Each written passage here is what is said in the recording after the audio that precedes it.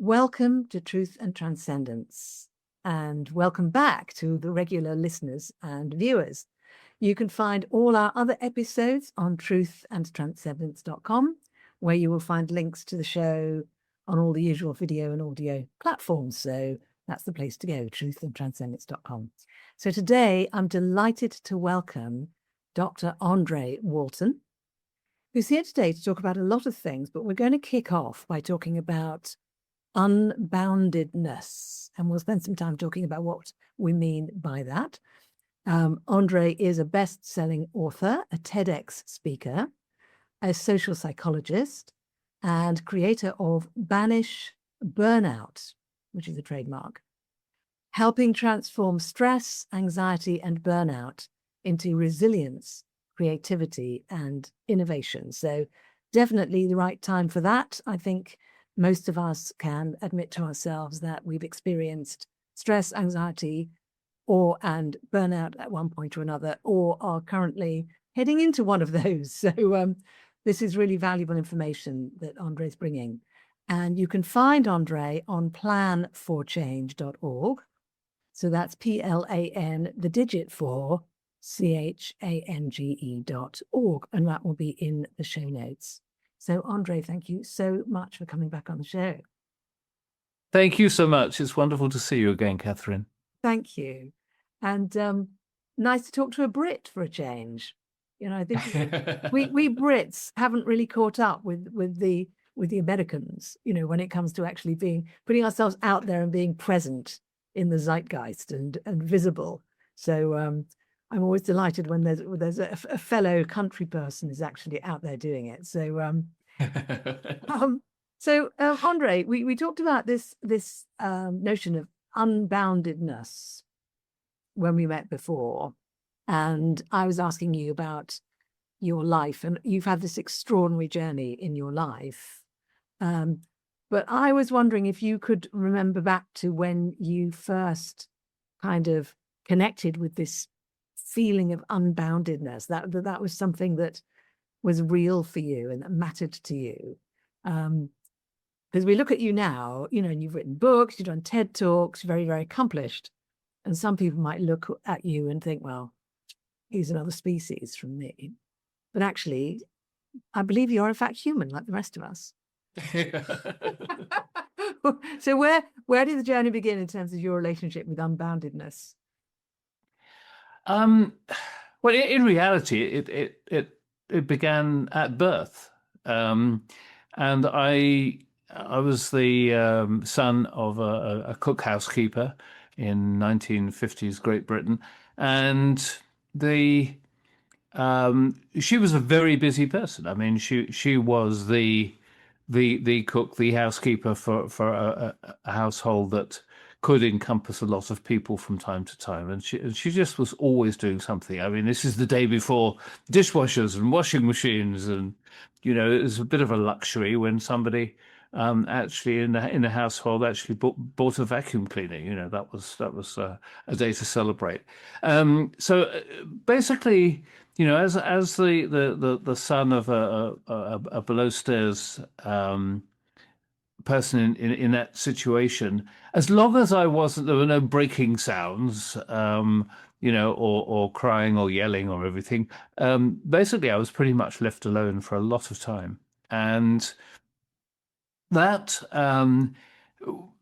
really generated a lot of kind of self-oriented kind of capabilities. It was, but what it also meant was that I had very few occasions when people would sort of say, "Oh, don't do that. That's you couldn't really hurt yourself there. No, don't climb that tree or fall off," and you know, this kind of thing.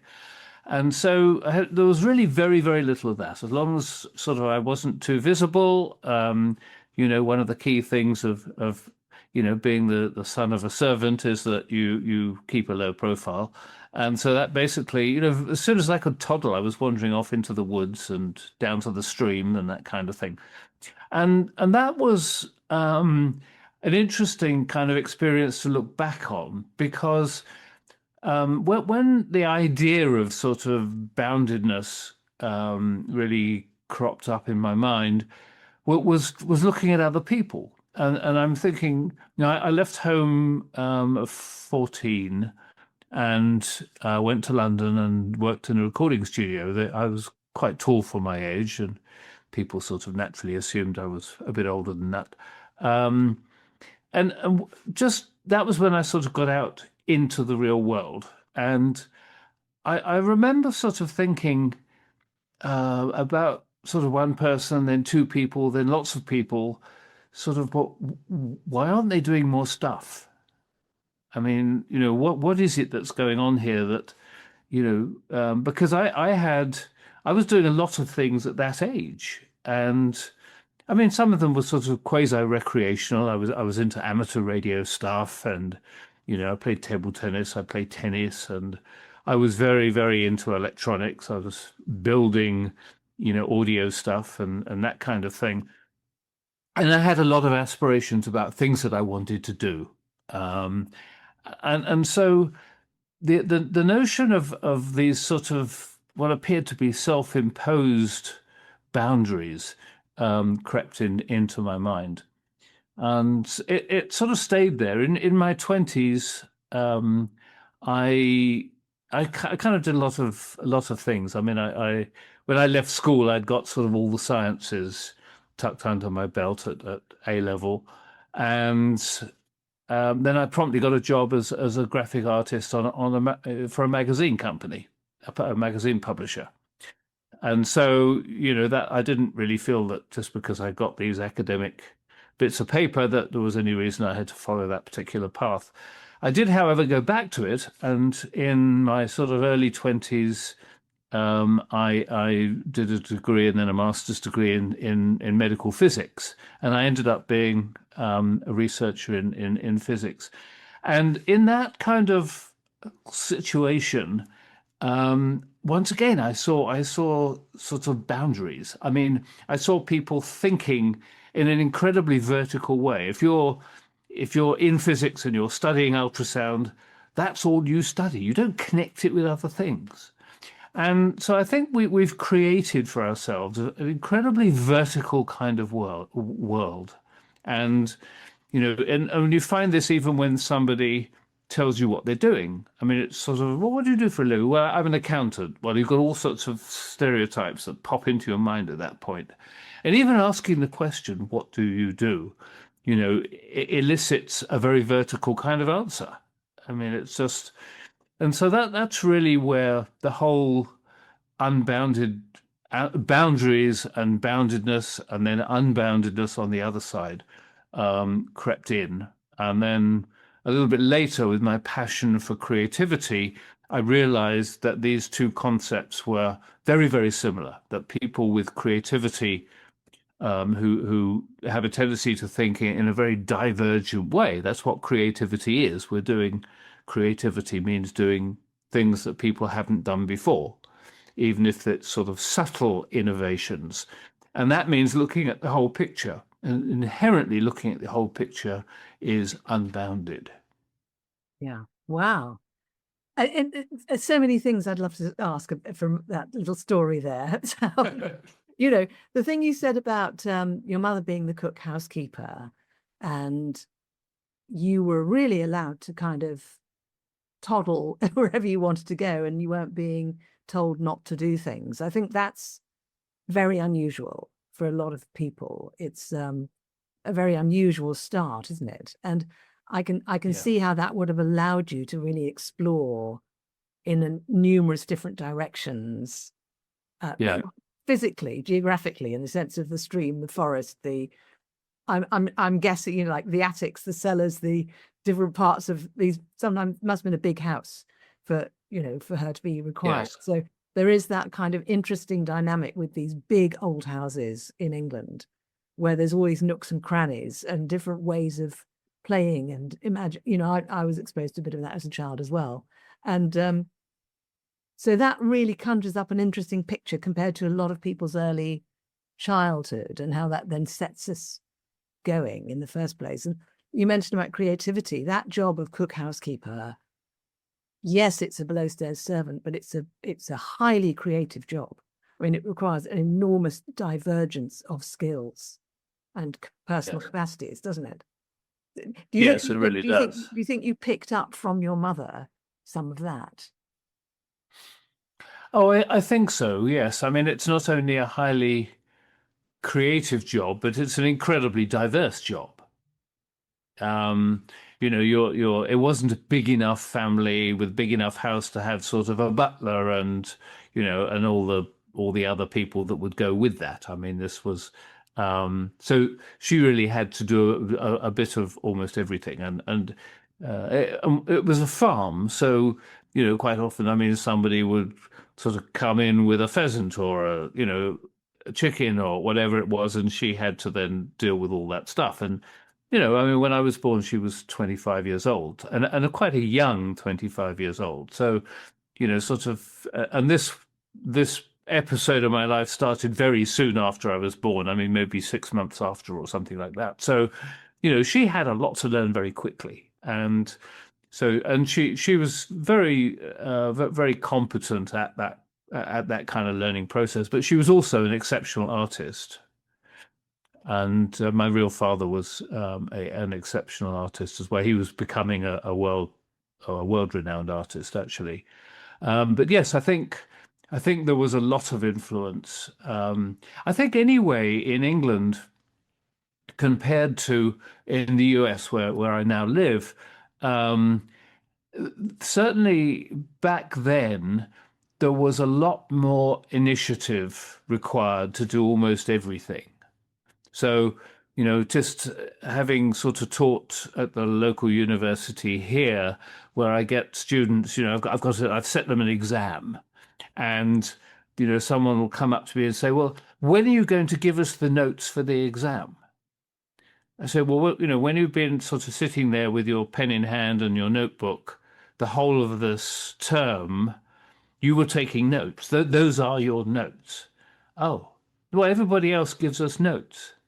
So we do a lot of spoon feeding, not just to kids and university students and so forth, but there is very little real kind of ingenuity required in order to do things, and I think that wasn't the case back then, and even when my father was born, which is 1896, if you were going to really progress. I mean, he was born in the East End of London, which for those who are not in England, is really a very poor, lower class district, working class, and so to change your social category required an awful lot of initiative and so forth. So all those processes are inherently very creative. So I think, you strip away some of that stuff and you strip away some of the curiosity that goes with it, and you end up depriving yourself of this natural ability to think creatively. I think that's very important because, of course, when one is in that position of having to be ingenious, etc., it doesn't necessarily feel like that's what you asked for, does it? No. But looking back, you can say, actually, I'm really glad I had that. In looking back, you can see how much that nourished you, and in your case, nourished your sense of unboundedness. That you weren't you mentioned about self-limiting, self-restricting, and it was interesting how when you went to London at the age of 14, you were observing other people seeming to be in these sort of vertical tramline boxes, as it were, and you could immediately see that they were limiting themselves. Now that's interesting insight. What was that like for you? Because obviously you were relating with people, you were chatting with people, you were observing things. Did you talk to people about what you were witnessing in that regard, or was it not possible to talk about that with people? What was that like? No, I didn't really. I mean, the real depth of this kind of observation doesn't take itself or all in one hit. I mean, you're everything around me, leaving home, going to London, and well, going to, in fact, the east end of London, which was where I was staying. Um, Everything is so new that, to some extent, when you're watching other people, and I think ever since a very young age, I've always been a people watcher, and seeing things that are so different. I mean, first of all, most of the people that I'd been, in the company of, up until that time were upper echelon people, because they're the people who are going to employ a cook housekeeper. So, I'm a sort of, in my mind, a regular kid, but in their mind, I've got this plummy upper class English accent, in an environment where everybody else is certainly not talking anything like that. So there are so many differences that I just took that as a difference, and it really wasn't until much later, when I kind of felt much more comfortable in any kind of environment, that I started to really question why all that was. Yeah, yeah. Fascinating. So let's kind of jump forward a little bit from there. So you had this early, very grounded relationship with being unbounded. And then as time went on, you were able to observe in other people that they didn't have that in the same way. And you could see that some of it was sort of self-created, that, that sense of being limited.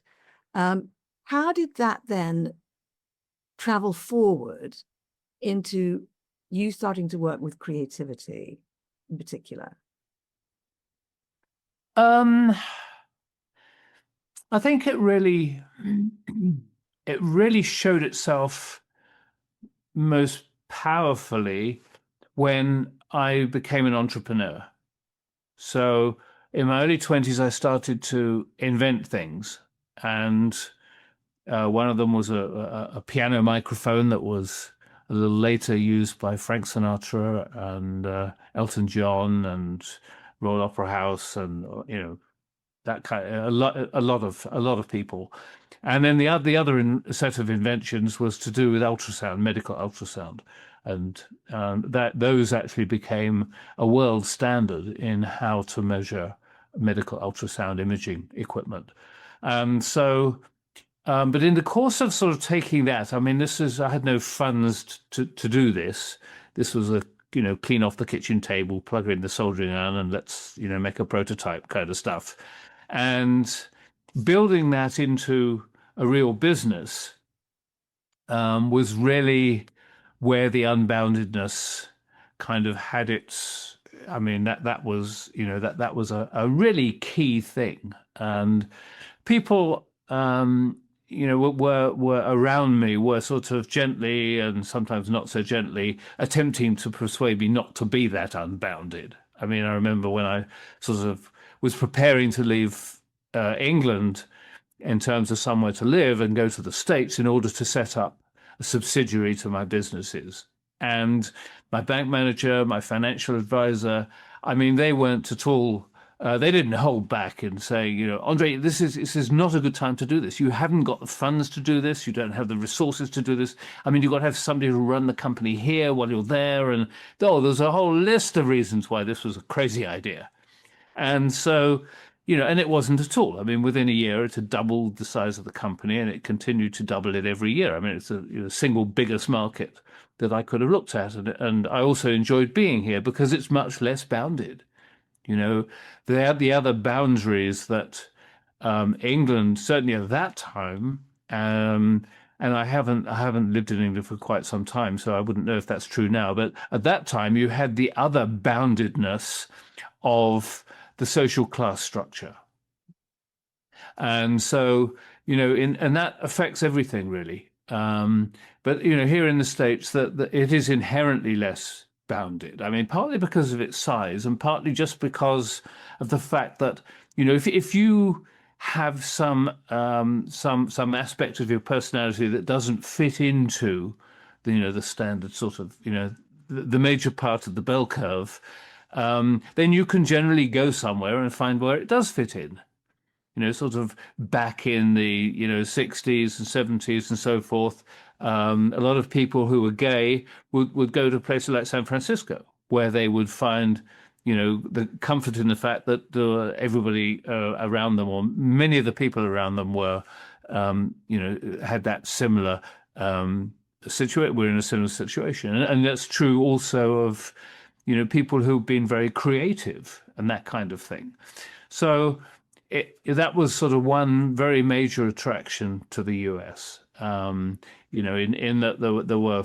And I noticed as soon as I started to set up my company here, I mean, within a week, I had a place to live. The company was registered, had a bank account, and, the 800 toll-free phone number. And I mean, all that was done within a week. And so, it's just, there are far fewer people telling you why you can't do something. And so that was a very powerful thing. But it was that sort of whole experience from really sort of working in physics in the early 20s, in my early 20s, and having done, magazine design and so forth, and then inventing things and building a business around them, was all really much.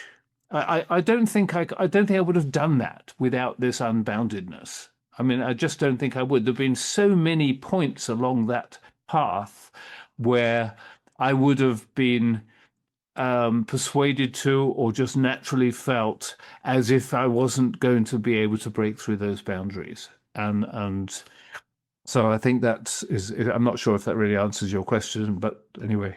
Well, it's probably more interesting than what my question was. So it answers. No, doesn't matter.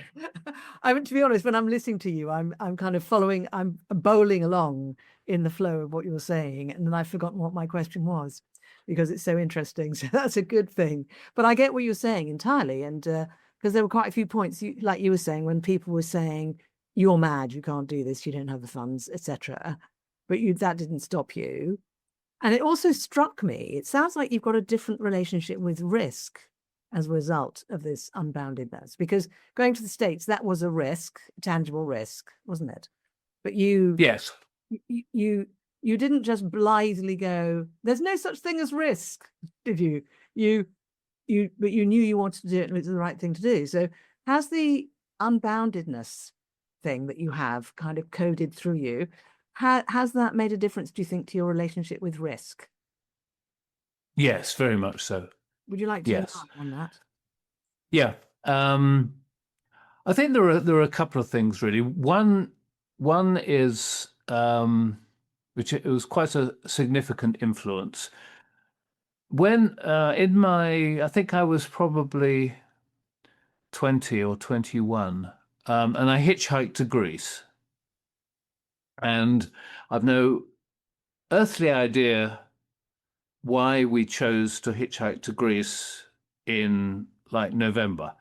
For some bizarre reason, I think I had in my mind that if you step outside of England, everything's actually sunny. And I'm not quite sure what was going on in my mind, but that's what we did. 3 other people and myself who were working for the publishing company, which was a great experience, but it was run by people who were completely lunatic. And so eventually we decided we were going to go and hitch to Greece. And I remember when we got onto the ferry at Dover, and just lining up. I mean, obviously most people were in cars and stuff, and we're on foot. And they were playing Fleetwood Mac's Man of the World through these just awful tannoy public address speakers, sort of. But nonetheless, that was the song. And it's really about somebody being free, being freed from various things. And I remember sort of by the time we just crossed the channel, I was beginning to get this feeling, you know what? If things ever got too bad, you can just leave. And that really did a lot to counteract fear, because there are very, very few times when we're fearful of things that would actually kill us. Most of the time, we're fearful of things that we expect to be bad. You know, when as a kid, when you go to the dentist, if you know you've got to go to the dentist on Friday, you start to sweat about it on Monday. It's in your mind. Now, when you actually get there, if you can possibly sort of cleanse your mind of all those previous days of fear, it actually isn't that painful. I mean, you know, it's not a pleasant experience necessarily, but so, and I think the same's true of all kinds of things that we get anxious and stressed about, is that they're very seldom. People even use words like sort of, oh, it was a catastrophe. You know, today's been a complete disaster. Well, you know, just because you spilt coffee on your shirt this morning and then, you know, you were a little bit late because you couldn't get the car to start and so forth, you know, these are not disasters. These are a part of life. And so, you know, it's all a matter of perspective, isn't it? It's just, you know, if everything had gone totally wrong with starting the company in America, then would that have been a disaster? No, not at all. It would have been an incredibly powerful learning experience, one that thankfully I didn't have to go through. It was all, I don't think there was any moment when I thought this is not going to work.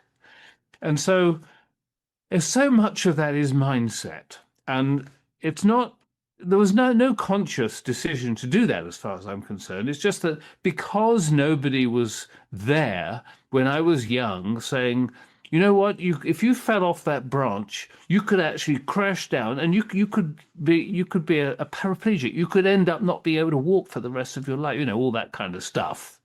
Well, I probably at some point, I don't remember, probably I did fall off that branch at some point. And, you know, here I am walking as normally, you know, I mean, it's just, we set ourselves up for the expectation of things that could be dramatically worse. Now, did this whole attitude of mind actually have a physical impact? No, it really didn't. But I mean, it could have done. My tolerance for risky situations could easily have shortened my life. I mean, you know, I used to race motorbikes with a friend of mine. I had a bike in London, and I mean, a sort of fairly sort of serious bike. And I can remember, you know, sometimes it's sort of, if I try and remember these kinds of events, it'll, you know, I can feel the blood sort of draining from my face. You know, that there are things that I have done in the course of rock climbing and, you know, hang gliding. You know, I belonged to a little hang gliding club that had a total of 11 people in it. Well, 4 years later, it only had 7 people in it. And only one of those had left voluntarily. The other 3 just didn't make it. I mean, this was in the days when we were building our own hang gliders. You know, we didn't have aeronautical quality aluminium, sorry, wrong word, aluminum, and he said, aluminium and all this kind of stuff and, you know, expensive materials that wouldn't break. And so, you know, sometimes a flight might be lethal because of it. So, you know, that there were definitely times when my life expectancy could have been shortened. And, you know, and that's the price you pay, isn't it? I mean, my granddaughters, you know, they play soccer, they play all sorts of different things, and every now and again one of them will come back, you know, and you know, the worst was an arm was in a sling.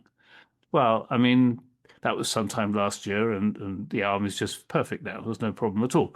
But, you know, all these things do. I mean, this is a balance. This absolutely is a balance. And I can see, I don't sort of blame parents for being very paranoid about everything to do with their kids' safety. Of course, it's a natural reaction. But I'm saying that there is a point when one has to say, okay, the end result of not continually pampering them or attempting to persuade them not to do something that could be threatening, you know, that needs to be balanced against the other side of it, which is, do you want them to have initiative? Do you want them to have the courage to try new things? If you do, then you need to be a little bit less repressive in terms of what you think they should be doing. Absolutely. Well, very important question I have now before we go any further is, which bike was it that you were racing? I had something called a Triumph Daytona, which was a Triumph 500. It was very, very quick. I took the engine apart and blueprinted it, and it would do sort of 115 miles an hour, and it was a true British 500 racing bike. Beautiful. So if any of the listeners who know their bikes, I could just feel listeners going, yeah, which bike was that? I don't ride a bike myself, but I have known people who really know their bikes, and I know that sprinkled through the population there are people, who are tuned into that, where bikes are actually part of the family. They're not just a tool to get from A to B. So thank you for revealing which bike that was. So absolutely, you're quite right. They are part of the family. Who had the 3-cylinder version of that, which was the Triumph Trident. When I walked into their house, the kitchen table actually was the mounting spot for this bike, which was having its gearbox removed and all that kind of stuff. So, it had to be part of the family to be in the kitchen. Absolutely right. So, it's great. We can understand how the early life that you had has really contributed to your connection with unboundedness and creativity. What about those of the rest of us who didn't have that kind of background? By definition, that beginning you had is rare, because not all of us are the child of a cook housekeeper in a large house, because otherwise there would only be large houses, right? We all came from different places. So I can resonate to some of what you're talking about, because in my family as well, it was very much,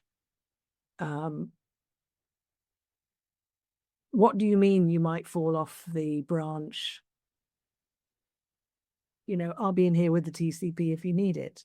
It wasn't considered to be a bad thing that you might injure yourself. But for people who did have a much more sort of cushioned, or it's a nice way of putting it, sort of cushioned early beginning. If they're resonating to what you're talking about now and feeling like, I want to be a bit more unbounded, have you discovered anything about how people can kind of find that for themselves without having had that particular introduction in their early years? Yeah, definitely. First of all, just very briefly there, I have noticed some of the kinds of things I've described to you in the youngest member of a very large family.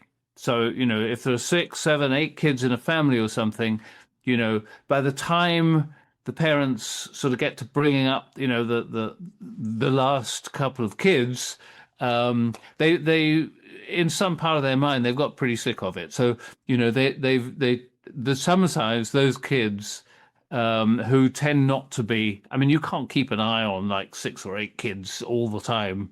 And so they tend to be the ones that also are able to sort of wander around without anybody really noticing they're gone. So, my phenomenon perhaps isn't quite as rare as it might be. But I think one of the real keys to this, and it's a similar answer to people who sort of say, how can I think more creatively? How can I introduce creative thinking into my life? And to me, what we're really doing is trying to get back to the sort of thinking that we had when we were 2, 3, 4, 5 years old, right? Before people would start to, scare the bejeebers out of us by doing, telling us we shouldn't do things. And the process of thinking at that age is very, very divergent. We're looking at the whole world. It's like sort of putting a piece into a jigsaw puzzle. You've got to see the whole picture. And one of the ways we can get that as an adult is to travel. I'm not talking about sort of, Hilton hotels, Four Seasons kind of traveling. I'm talking about, sort of, if it doesn't actually have to be with a rucksack, but, that kind of, very unstructured, let's get the plane, let's get to India or wherever it is, and then we'll just decide what to do then. And, because if you go to somewhere, I remember when I took my wife to India in like 2000, 1999, 2000, somewhere in there.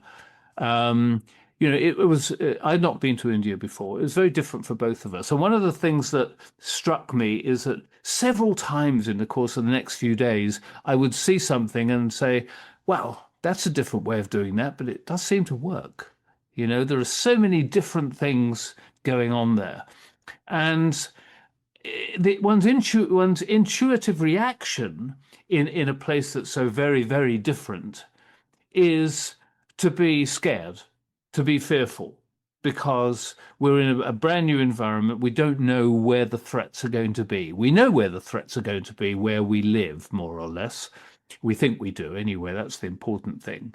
But when I lived in Egypt, I've lived and worked in 7 different countries, and when I was in Egypt, things were very, very different. Not just the religion, not just the food, but everything. I mean, everything was very different.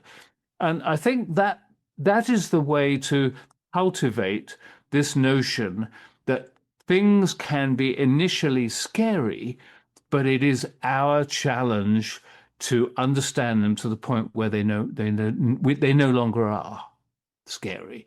And travel is a good way to do that, because it is.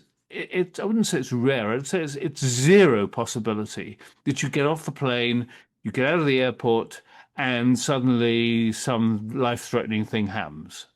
I mean, it just is very, very rare.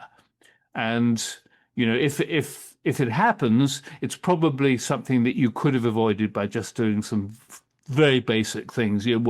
People don't fly there right now because that sort of thing is not common. So traveling to somewhere that is very different is a great place to start in terms of changing that mindset. That's interesting, because that's not, you didn't say anything about, well, you've got to go within and change this inside yourself and do this, that, and the other. You're basically saying, put yourself in a completely different situation and observe and notice your response to that. And that's a very interesting way of taking advantage of the world that we have around us, to help to feed something in us without too much sort of inner soul searching or navel gazing necessarily. No, absolutely right. And I think I think if we're going to make sort of real changes in yourself, it's actually got to be fun. If you're in the work I do with people with burnout and stress and anxiety, the process has got to be fun, otherwise they won't stick with it. Even if the penalty for not sticking with it is continued pain for much, much longer. The fact of the matter is that the actual activities you do have got to be fun. And so even if you're landing at this strange little airport in this strange little country is initially a bit scary, the fact of the matter is it's pretty easy to shift that into, wow, this is interesting. And then you're on the path to having fun. So that's really why I believe that process of creating, what you're doing is creating new neural pathways. And it's very difficult to do that by making little subtle changes. It's like, somebody that's got a drug problem, an alcohol problem, a gambling problem. The easiest way of coping with that is to take them into a totally new environment where they can't keep slipping back to the same habits. And that's creating new neural pathways. And that's why sort of going to somewhere totally different is a great start. Yeah. And I suppose as well, this is why people go on retreats and go on learning experiences somewhere completely different from where they normally are, even if it's in the same country, where the food is different, the bed is different, the people you're talking to are different. And it makes space for something else to kind of open out. I love that. Absolutely doing. You're absolutely right. And why it's doing that is because, we get too focused in our day-to-day lives. We get too convergent in our thinking processes. And the instant you're put into a new environment, you're getting back to being that 2, 3, 4, 5-year-old. I mean, you're open, your eyes are open. You're looking at all these different things around you. You're listening to what these people are saying. They're saying different things than the folks you're around at home. So, this opening up process It's not about sort of waking up in the morning and say, I'm going to think really divergently today.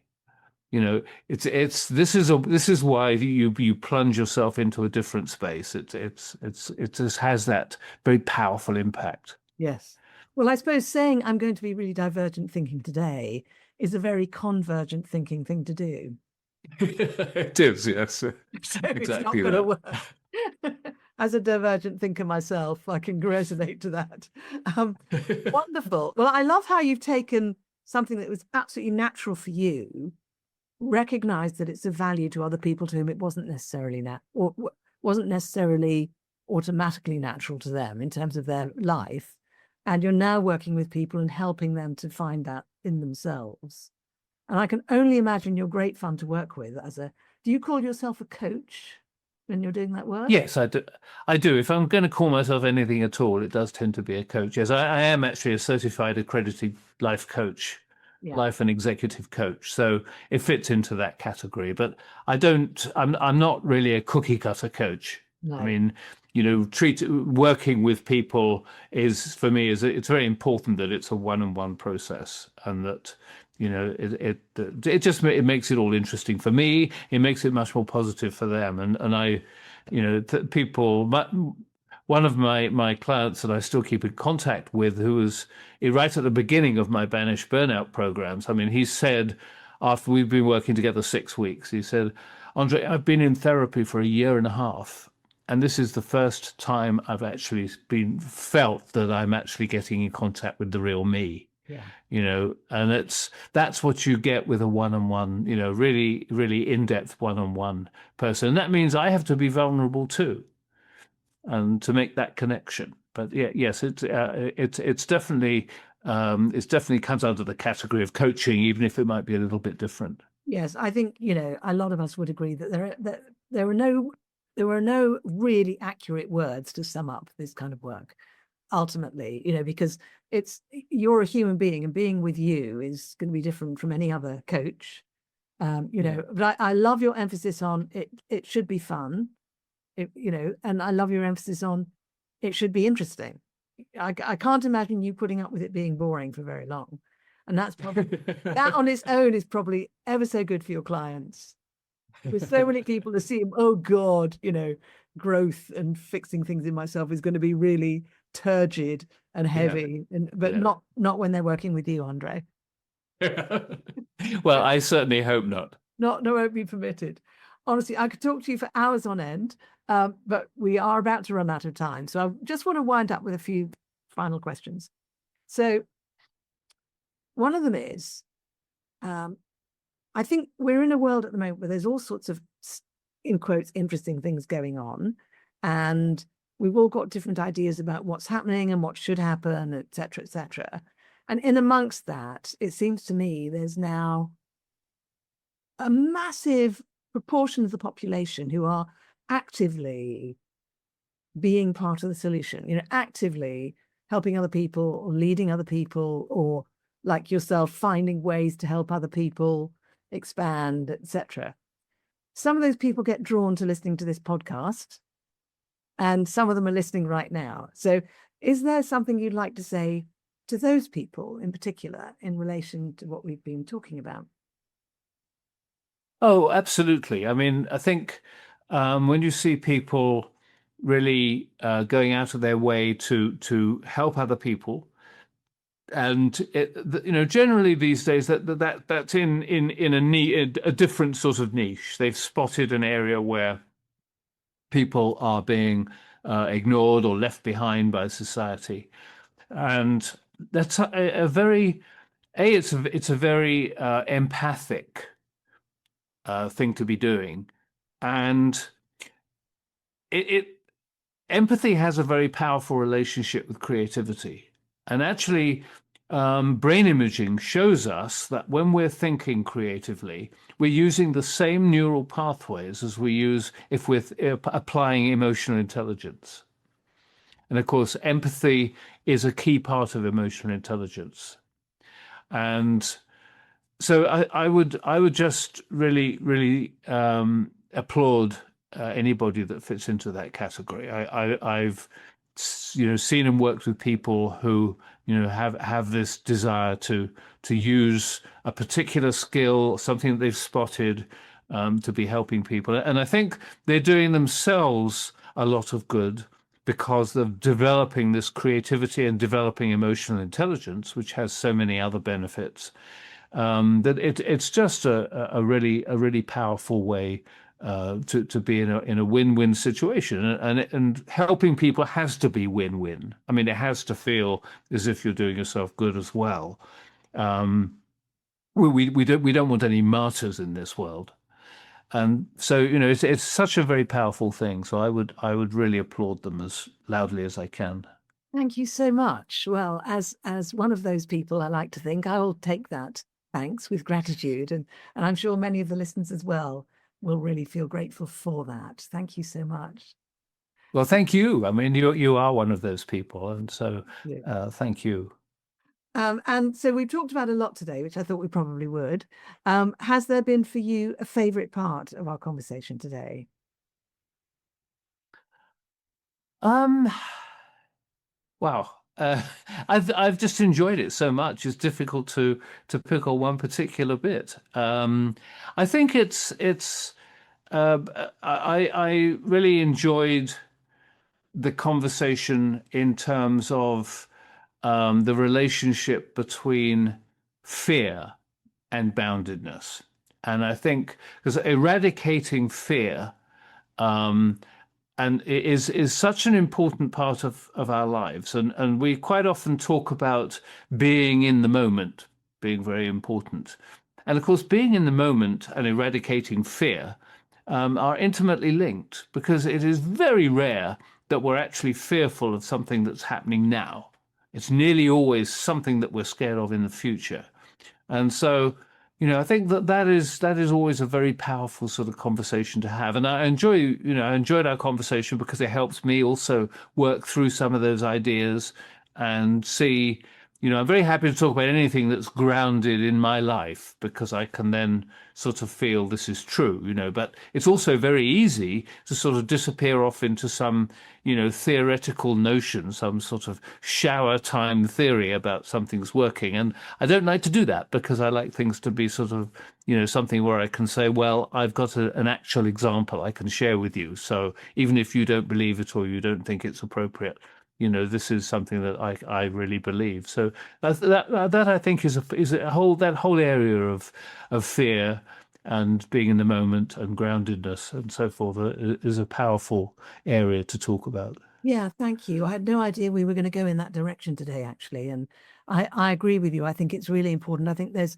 much too much fearfulness Yeah. in the world at the moment. And you're quite right. When we actually do business with that and are able to kind of turn that off, it makes so much difference. And yet we're bombarded. Switch on the TV and somebody's trying to scare us that, we're going to get cancer unless we have this drug. Oh, by the way, this drug will also kill you and it'll stop this working and that working. But nonetheless, or they're trying to say you don't have quite enough insurance. Your water main breaks, and if it's in this area of your, if it's on your property, it's going to cost you thousands and thousands. You need to be paying this. I mean, it's fear, fear, fear all the time. And, I hate to say it, but a lot of organized religion is based on fear also. And so, getting rid of or, trying to rationalize those concepts of fear so that we're not continually under that sort of particular dark cloud is, I think, an important part of becoming happier. Yeah. Wonderful, wonderful point to complete on. So, everybody, thank you so much for watching and listening. Do go and check out Andre's work on plan4change.org, and the 4 is the digit. Check out my other episodes on truthandtranscendence.com, and check out my other work on beingspace.world. Thank you very much. And thanks again to Dr. Andre Walton. Thank you, Catherine.